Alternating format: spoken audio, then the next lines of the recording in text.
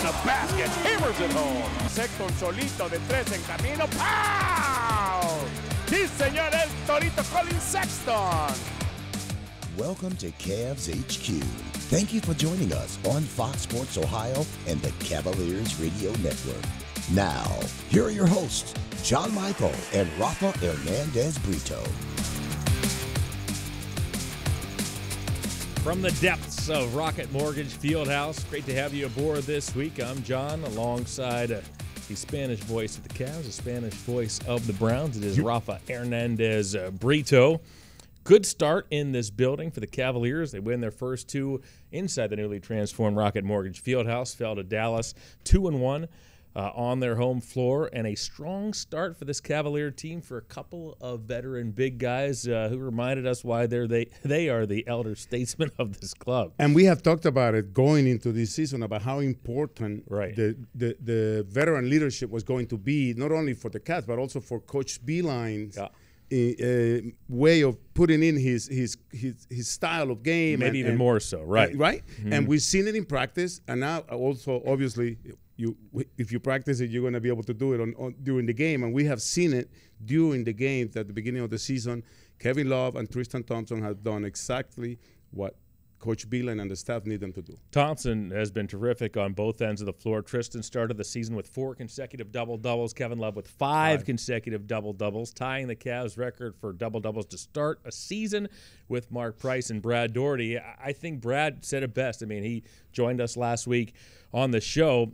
Clearly, this is a team that's looking toward the future, all right, trying to identify pieces that will be helpful when this team gets back to where it needs to be in the standings. That's huge. But if this team is to win now and to start getting that winning culture into this club, it's going to need big performances from its veterans. And, yes. Brad echoed that, and that's, Thompson and Love, right out of the gate, some terrific performances. And not only that, but inside that big performance, I think you have to put into account that in the moments where the Cavs had been down, like in Milwaukee, right, it was the leadership of these two guys who kept the team fighting, who kept the team trying to come back. And we have said it many times, they cut it down to 5 with like 9 minutes to go. And that was all because they have been leading by example inside the court. And I don't want to leave out Deli and Larry Nance Jr. and Jordan Clarkson, who, young as they are, they have taken the role of leaders in this club as well. When you have a new coaching staff, when you're trying to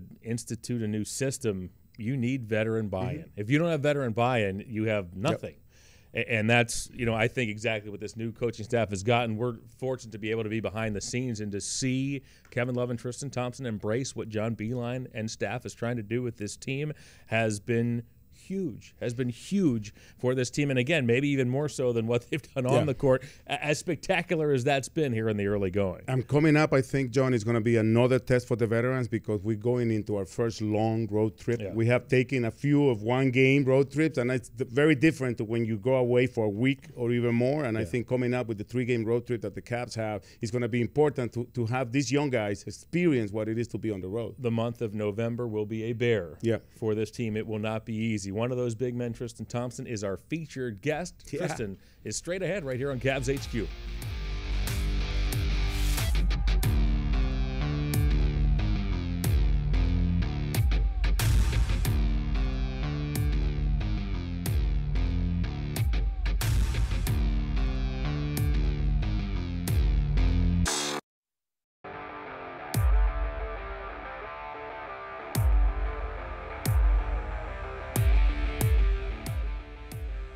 And we welcome you back to CavsHQ. We are joined by our featured guest, not an old friend, but a longtime friend. Yes. And Tristan Thompson, good to see you. Good to see you guys too. Thank you for having me. Most tenured Cavalier. Yes. We saw a picture of yours on Instagram that you posted in terms of being you're not the old man of the team. Kevin Love, of course, is that distinction, but you're the longest tenured Cavalier. And here's our question to you. Are you more Morgan Freeman from Shawshank, or are you more Arsenio Hall from Coming to America? I mean, 2 great movies. So I'm going to have to go Arsenio Hall, Coming to America, because it's one of my favorite movies of all time. So I'll go with Arsenio Hall. But that definitely looks like Morgan Freeman when I did the old man face. Yeah. That was definitely Morgan Freeman. The long-time narrative voice. You can always have a job.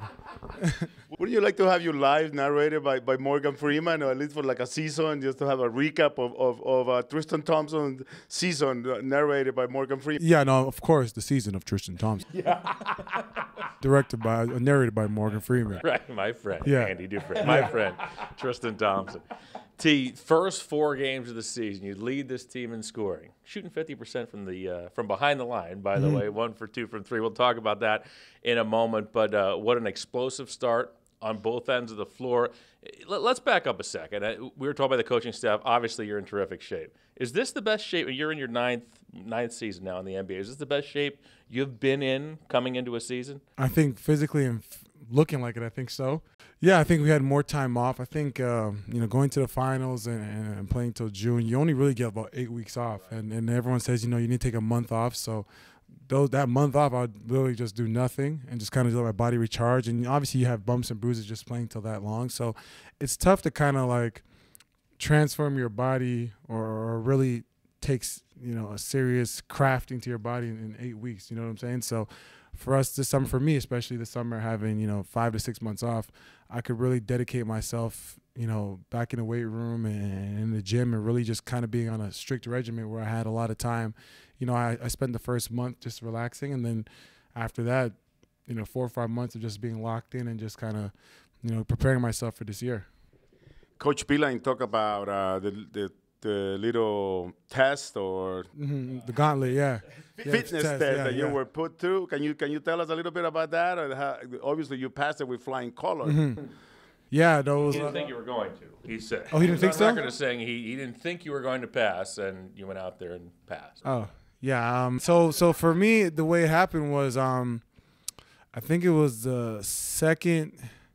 It might have been. I think it was the second practice when it wasn't a 2-a-day, and I think we played like a scrimmage, and I think it was like 30 on the clock. We did 3 quarters, so we went through a full practice. So that was about 2 hours. Last 30 minutes we played a scrimmage, 10 minutes on the clock, and I played that scrimmage. I played hard and played most of it. Then he called me over and said, "I want you to do the gauntlet. I want you to do the fitness test." And he said, "I want to challenge you. I know you could do it." But obviously he probably told me he thought he could do it, but in his back of his head he thought I couldn't do it. It's because you guys just told me right now. So I was like, Fans, what is the gauntlet? The gauntlet is it's suicides, but you got to do it 3 times and in 10 seconds. So 10 seconds each segment. So it's 3 segments of suicides. So you got to do the first one 10 seconds, then you get like a 20-second break. Then you get another 10 seconds to do it, 20-second break, then another 10 seconds, and then you're done. That you took a little bit of your Jamaican roots there with Usain Bolt, 10 seconds. I know, right? Yeah, I had to take the Jamaican blood out of me right there, right? So, but that's what the summer's all about, right? Putting yourself in position to be in the best shape. And, the crazy thing is, like, I've always heard different advice from different veterans. Some veterans say, come in training camp in shape. Some veterans say come maybe 5 to 7 pounds heavier just so you can work it off so you don't lose too much of your weight. But for me, I just wanted to come in shape this summer and be ready to go so I don't have to put no extra effort to getting down in weight. I'd rather just, if anything, be underweight, and then I could come back to Cleveland and eat really good. You and I got to this organization at the exact same time, all right? And we remember back to those lean years, your first couple of seasons with the team. In terms of the way you have progressed in your career, during your rookie season or your second season, could you have ever imagined that you'd be squaring up and shooting threes? Could you ever imagine that you would be leading this team in scoring, or have you gone beyond even your own expectations as you come in here to your 9th season?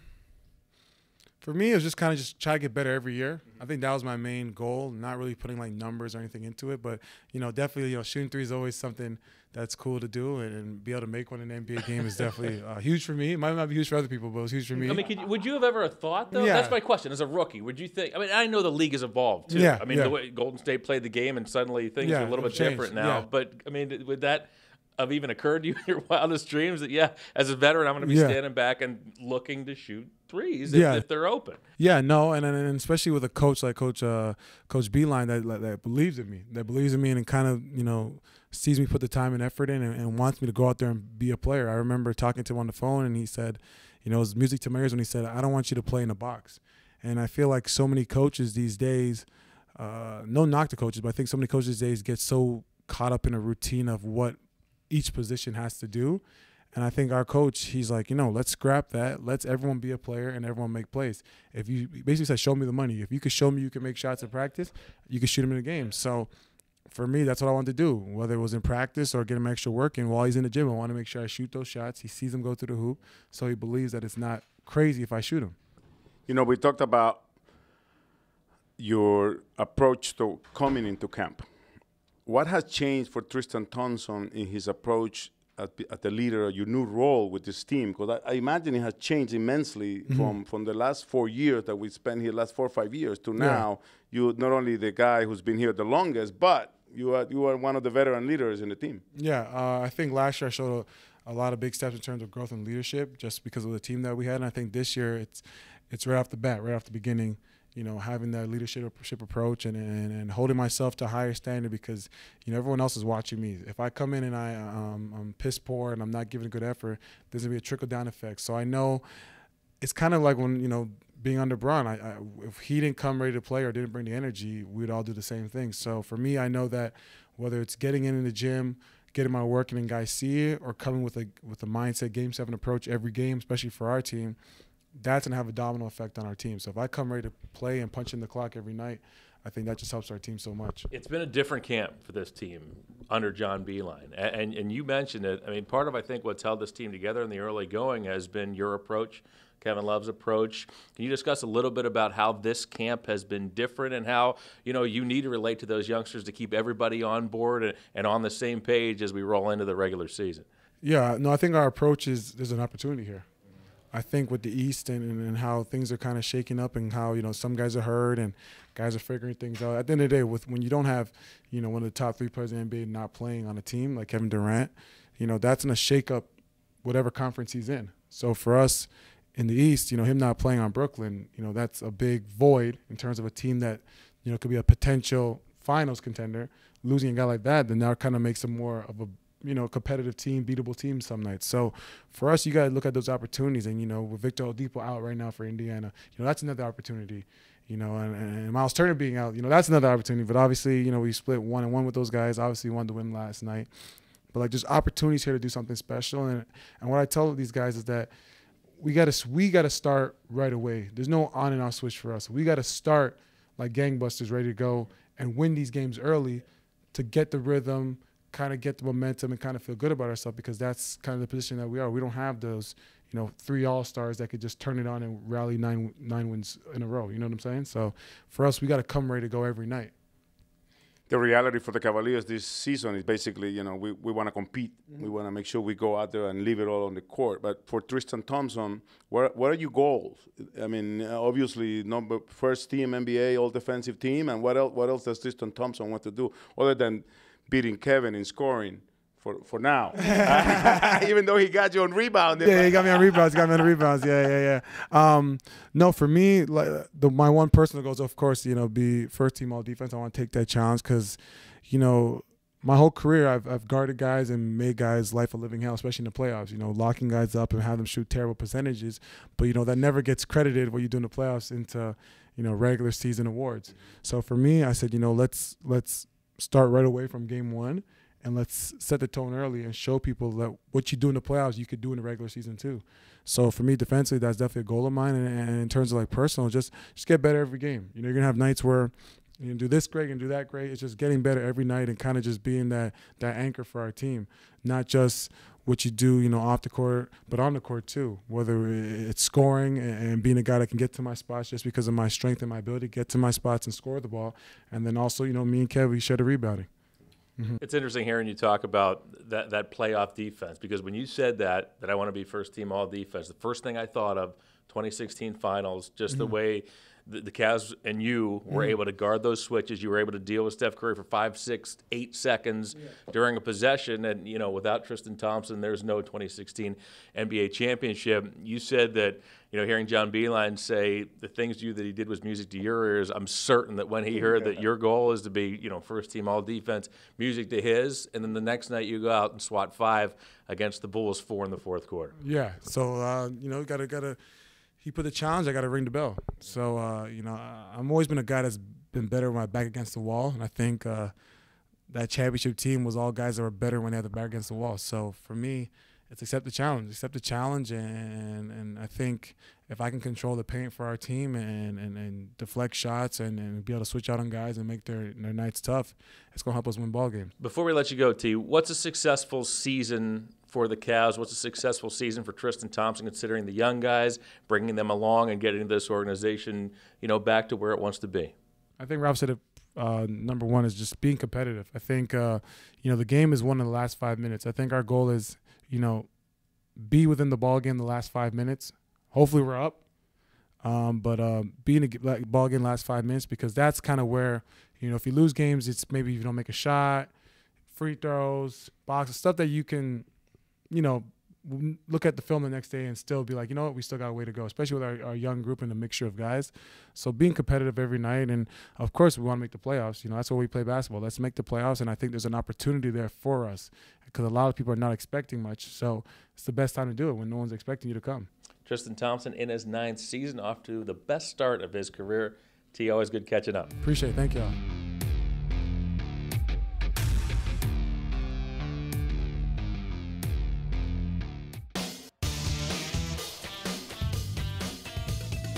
Best spot in the field house. Yeah, I was just about to say, look at one of the most popular spots inside Rocket Mortgage Fieldhouse.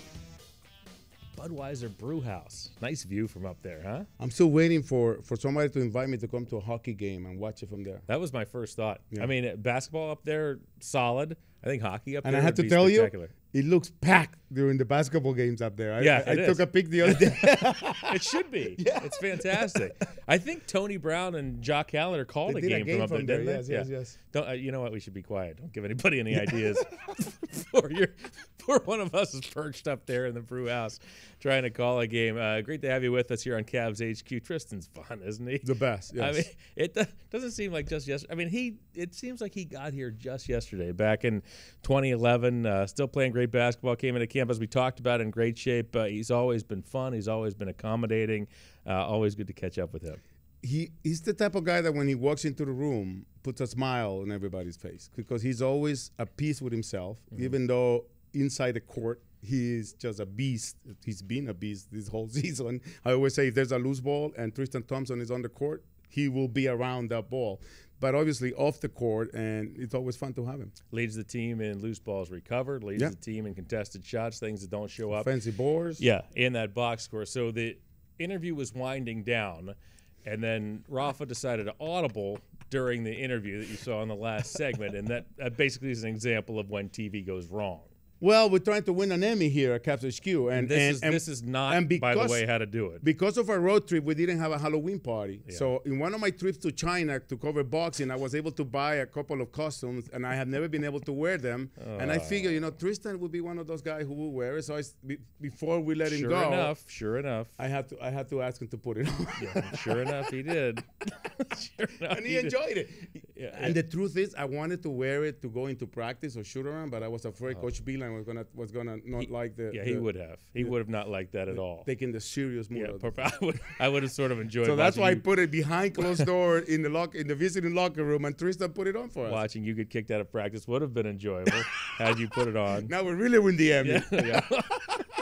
Yeah, for live, right? Reality television. Yeah. This is when your Spanish broadcaster gets kicked out of practice for good. Oh my God! Not an easy month of November at all. Coming up for the Cavaliers. First 6 games this season alternated home road, home road, home road. Before 2 in a row at home, and there you get a look on the television side. 3 road games coming up at the end of this week: Washington, New York, and Philadelphia, and it is a cluttered month of November, Rafa. And I think when you look at the 76ers twice in the coming days, and then the Miami Heat, who have been playing really well, those are really surprised rough, and put the Rockets through the grind the other day. And we'll have two quick views of Mr. Barrett over there in New York. So it'll be interesting to see for me how the guys respond to just being on the road for a week. It does take a lot from you, and with the young guys who are not used to making this long away from home. So we'll see how it goes. You mentioned the Rockets. The Cavs head into Washington, where the Rockets and the Wizards played a regulation game that the Rockets won 159-158. Regulation. Unbelievable. And in that game, one team scored over 70 points in the first half. That same team scored over 80 points in the second half. That same team shot 63% and lost. And lost the game. And lost. The Wizards played that well offensively and lost the game 159-158. And that's the game that Harden put up his first 50-pointer, no, of the season. He had 59 in the game. 59. Beal had a high 40s. I think it was 48. Isaiah Thomas coming off the bench had a pretty nice game for the Wizards. Yeah. So that's going to be an interesting place in which to play. I think it's going to be a fun trip.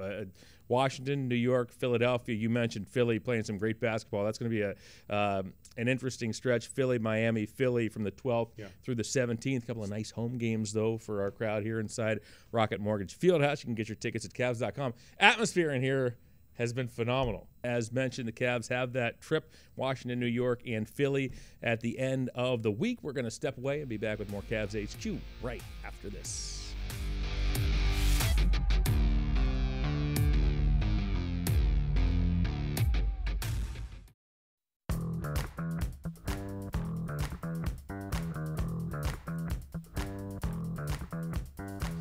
Back inside a Rocket Mortgage Fieldhouse. Well, to celebrate Halloween last week, members of the Cavs Kids Club were invited to the 3rd annual Only Treats event right here at the Fieldhouse. The street level was transformed into a fun-filled Harry Potter-themed Halloween party.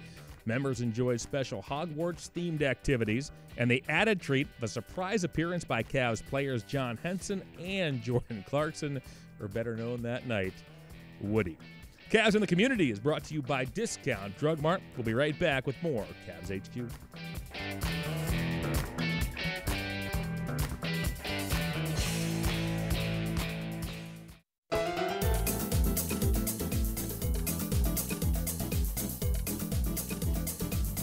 And we're back for the second half of Cavs HQ. Our thanks to our first half featured guest. It was Tristan Thompson, and now from Double T to Joe G. Joseph, good to see you. Joe Gabriel, founder of Cavs.com. Welcome aboard. Great to see you guys. By the way, Tristan is my all-time favorite Cav. 17th season, Tristan's my all-time favorite Cav to cover, talk to, everything.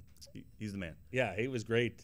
Like I said in the first half of the show, always good to catch up with Tristan. Tristan, you put him in, I think, a category. Andy Varejau's up there for me as well. Yes, sure. Yes. Easy guys to cover, easy guys to like, no question. Yeah. No wondering why they are fan favorites. Exactly. Here in Northeast Ohio. For those of you who have seen the show before, you know now what is coming.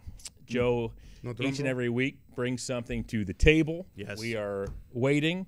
What do you have for us this week? Yes. This week to celebrate, we're in the 50th season with Cavaliers basketball.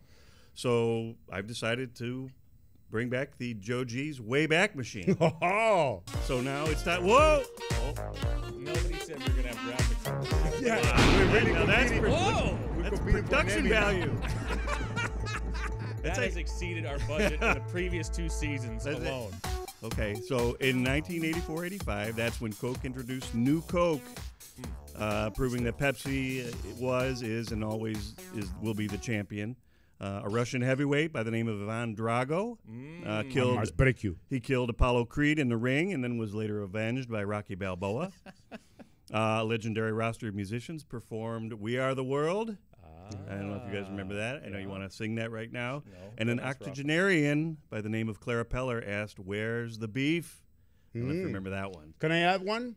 You can. That was when the Macintosh commercial made its debut in January during the Super Bowl. Okay, directed Remember by that commercial? Ridley Scott, yeah. That commercial where everybody was sitting in the movie theater, and, and the girl comes in running and throws the sledgehammer into the screen, and the Macintosh comes up. I like Where's the Beef, though. And, I mean, I guess I wonder what were you guys doing back then? I mean, I don't know if... I was getting ready to start my freshman year in college. Oh, my God. Oh, come on. Another thing that they did not prepare us for prior to the show. Look at this guy. Somebody contact police blotter. On the left, I was at a Jägermeister party. Oh, my God. Up to no good in both shots. Neither one of those. And on the right, I don't know why I'm wearing a welding helmet. I wasn't welding for sure. You should go shirtless for the rest of this show. If you like. I mean, you kind of... He didn't prepare us for that at all. Wow. Breathless. Yeah. Speechless. I don't know if I can kind of continue. I know, after I that. know. How do you say wait? I'm kind of stunned. Maybe Actually. we should take a break. So I guess let's go to a break. So that year in Cavaliers basketball, it might have been my favorite, other than the championship season. It was one of my favorite, if not my favorite, seasons. The Cavs started 2-19. 84, Now imagine 85. this. Yeah. Imagine starting out 2-19 and making the playoffs. Now this is So you that as a was- fan back in the day. This is me No as a more- fan yeah. back then, not working. Oh my God, no. So Trying to dig his trying to hear. That wasn't very Not- flattering, no. Rafa. No, but he working he as a- invented. is he I working did invent the NBA.com. internet. So, but no, that was the year they started 2-19, came all the way back. I remember Johnny Davis hit a 3-pointer to clinch the playoffs against New Jersey at the old Coliseum. Cavs made the playoffs. Took Boston in a 5-game series. I know. Boston knocked them out. I think Boston eventually won the World Championship that year. Yep. Or they did the year before. But either way, That was a George Karl team, right? that was the George Karl team, yes. Yeah. So, again, they started 2-19, came all the way back. The series was so close. The teams, Boston won the series, but each team scored 449 points in the series. It's amazing So to it see. was super close. I'm looking Look at at the George Karl with that sweet mullet right there. I like this segment, the Wayback Machine. I'm looking at the games right now. Game 1, Celtics 126, Cavs 123. Game 2, 108-106 Celtics. Cavs in 1. Game 3 at home, 105-98. And then lost Game 4, 117-115. Yeah. And that was, now Rafa and I have a big thing. That was my early days of when I first began hating the Celtics. I kind of hated them before that, but then it blossomed into a full-blown hatred of them. That For season. Yes. me, it was the other Yes. way around. That's when I became a Celtics fan. I was just arriving in Boston for my college career. 7 years When down we the saw drain. how that all played out. 7 years down the Right, we drain. saw your college career right there. Maybe one of those nights is when I decided I took, and my father doesn't know this, and hopefully nobody would translate for him, but I took a parent loan back in the day so I could buy season tickets for the Celtics. And I knew my father's social security number, and I borrow. I think it was $15,000. That was what you had to borrow back in the day for. That's not what the tickets cost me. No, God. I had little spending money after that, but I bought a set of 4 tickets. So I had 3 roommates, and I went to almost every single Celtics game in the year they won the championship. Next the year time after I that. see your father, I'm going to rat you. I'm ratting you out. I'm For ratting sure. you You out. know what? To this day, if he found out about it, he would probably. He'd be upset. He'd ground you. My guess is that Rafa made the decision to take out that loan when we Well, saw yeah, one I of those two think- pictures. Yes, he called. Right he there made that is call where later that- that I night. think he was at the Jägermeister party. Hey, So that was a great season. I mean, the uniforms were cool. Of course, my man World Be Free. 22 That was 22 World and Be a half Free points per is- game. Yes, I mean he's one of my all-time favorite Cavaliers. I mean, look at By the way, come on, look at that. when you think of that orange uniform, you have to think of Will Be Free. Yes, exactly. And the argument can be made that his numbers should be hanging in the rafters. People that were around in Cleveland back then, that was coming off a really bad era of Cavs basketball, and I think you could rightfully say World saved basketball in Northeast Ohio. He saved professional basketball, and he had that sweet hairline. Look at that with the mutton chops. You And know the what big chutzpah? sideburns. You know how much chutzpah that takes to wear that? I mean, look at that. I'm starting to think maybe I should go with that. well, You know? With the sideburns? Yeah, I mean, I just kind of You could do grow that. it out, bald on top, and just get the mutton chops. How you could would do that look? You think I'm I could looking pull it? at this: 22 and a half points per game that season. In the playoffs, even better, over 26 points per game. Didn't Yeah. get cheated. Shot 23 times a game in that series. Hey. Did World Be Free? Taking Somebody a look had at to do the rest of the group. Roy Hinson was on that club. Mm-hmm. Second leading scorer, Phil Hubbard, Johnny Davis, as you mentioned. How about Mel Turpin? Dinner Bell Mel was great. Of course, the late, great Mel Turpin. Mm-hmm. And then Edgar Jones was on that team. He was kind of a lesser-known guy, but we all loved him because he kind of had the cool Jerry curl, and he had no front teeth, which was kind of cool.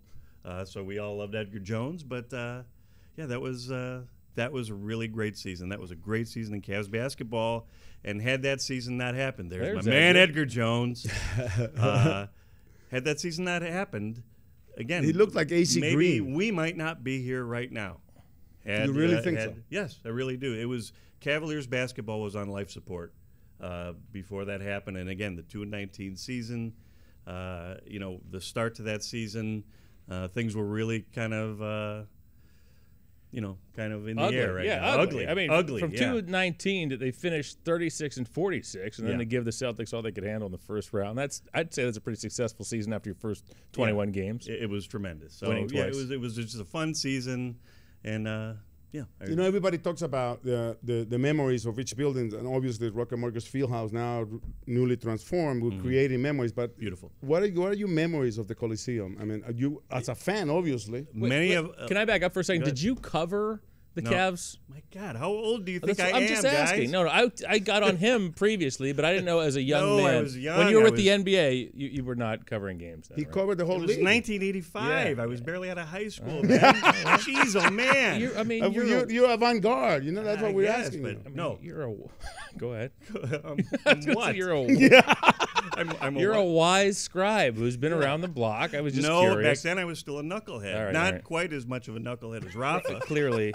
But my Clearly. recollections of the Coliseum were just half of it was in the parking lot where much of the fun happened before the game. Of course. Tailgating? You could call it tailgating. tailgating. Yes, Tailgating, we yes, tailgated in the parking lot, but Right. a lot of that, I remember waiting in line for, back then you'd have to, if you wanted concert tickets, I don't know if you guys have done, you might be too young, where you'd have to sleep in the parking lot the night before to get Springsteen tickets or Zeppelin tickets. So that was always kind of a cool thing. And, again, the old Coliseum was a warm, just a kind of a really cool place. Different than Rocket Mortgage Fieldhouse in its way, but just a warm, exciting, fun place, inside and out. I love hearing Austin and Jim Jones and Campy talk about those memories so fondly. And it always brings a smile to their. I mean, we're talking decades and decades later, and these guys have been through a lot of stuff, obviously. But every time they mention that, not just the miracle season, but the Coliseum in general, always brings a smile. Well, one thing about I was not covering the Cavs when the miracle season happened. I don't know if you guys know that. I thought you were like in 1976, 23, 24 when that. No, I was not covering the team. But one of the great memories of the Coliseum from that is that they tore the basket stanchions down, which has AC never always brings happened it again. That's Cleveland. That's one of the things I like. I love Bottlegate. I love things about Cleveland where the fans are just animals. That's when we're the most fun. And I mean, I wouldn't even say. I was about to say it's argued, but it's basically fact that isn't that when this region fell in love with the Cavaliers. Yes. I mean, we know it's about this being a football city for decades and decades and decades, but that was really the moment, right? It was when we kind of first, I think Cleveland first kind of accepted pro basketball, and then again before this, the George Karl year, basketball had gone the Ted Stepien era, and basketball had really taken a dip, and it was. Like I said, it was on life support, and this season kind of reinvigorated basketball in the city, and the rest is history. And it was at the right time because that's exactly when the NBA started also coming up above, rising to the occasion to what we have now. I am on record as saying I like this segment a lot. You gonna bring it back? I like the graphic. Actually, that's what I'm talking about. What production value? I know. Can we avoid the 90s? Because if I have to bring pictures of the 90s. Again, at least hopefully they prepare us for that. If they're going to have Rafa 90s pictures. I like, the 80s was a nice start there. Joe, I say we do this again next time. Let's do it. Joe Gabriel, great stuff. Appreciate it. Thanks, guys. More CavsHQ right after this.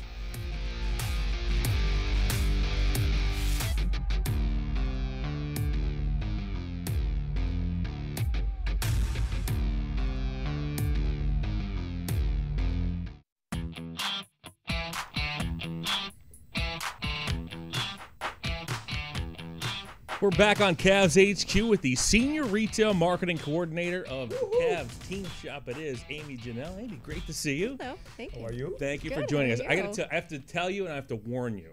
All right, we have had Joe Thomas on this show, Michael Brantley on this show. Rafa is in the habit of asking pretty much every guest for free stuff. Yeah.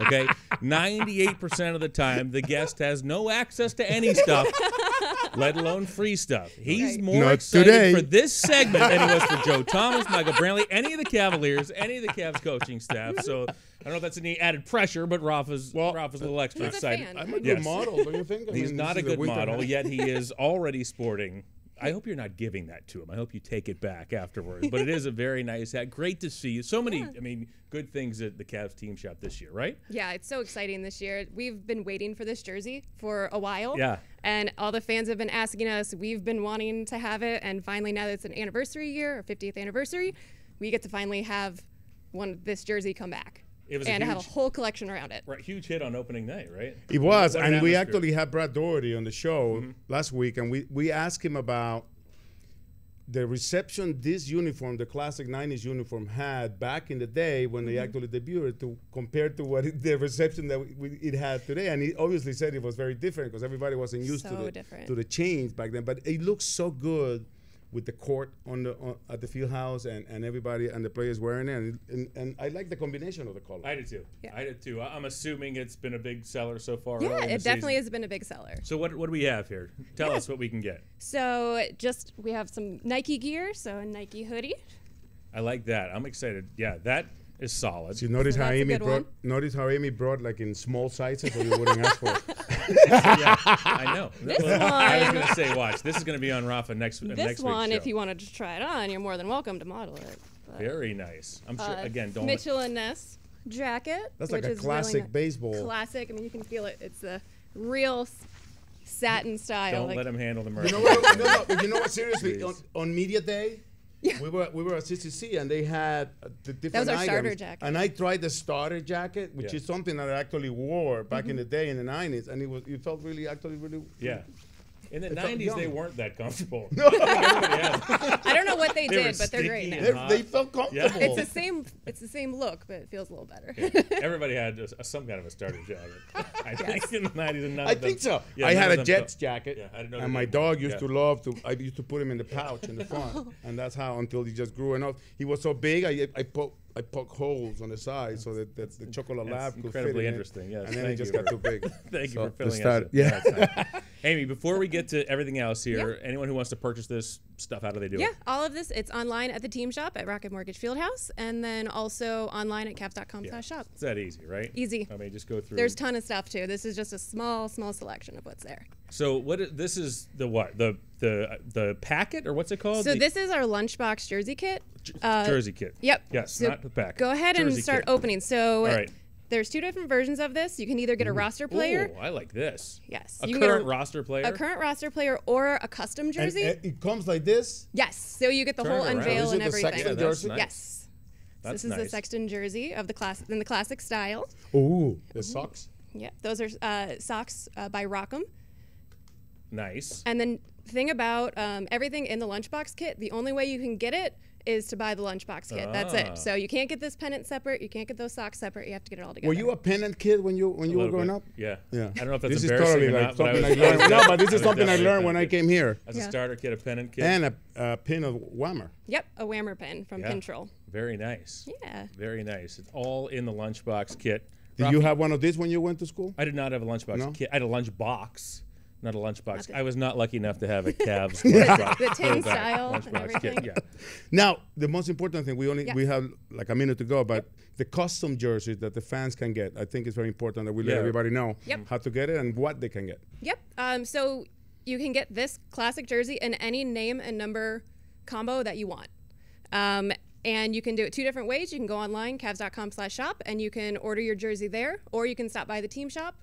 And if you do it during a game, usually they're ready to bring it home within 30 minutes. Oh my goodness. Or if you come during the day, we're open 10 to 5 Monday through Saturday. That's what I was going to ask, right? And then within 24 hours, your jersey will be ready to pick up. And team shops open even when the Cavs are not home? Yep, during the day. Awesome. And when the Cavs are home, how many minutes before, how many minutes after?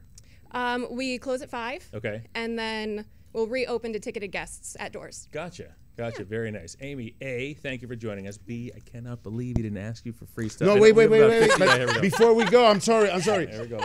You have a sweatshirt at the team shop that says Go Cavs, and it's from Homage. Yes. And I had started a campaign online asking them to do one that says Vamos Cavs. Okay. So Amy said we're actually going to pull it through for Noche Latina in March. Well, you can pay for it, but I'll model it, I'll pay for that. Just making sure. We love working with Homage, so we're gonna we'll do something. We don't know what yet, so no promises yet. But Amy, we're gonna see what I'll we keep can on do. putting pressure. Hey, Okay. all this stuff is great. Thank you so much for joining us. More Cavs HQ. We'll wrap things up right after this.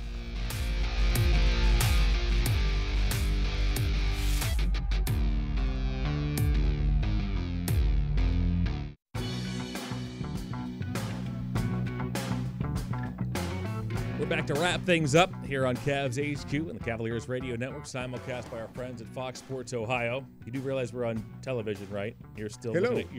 My partner's still looking at his phone here. I'm What reading are you one looking of the best accounts I follow, which is Bad Dad Jokes.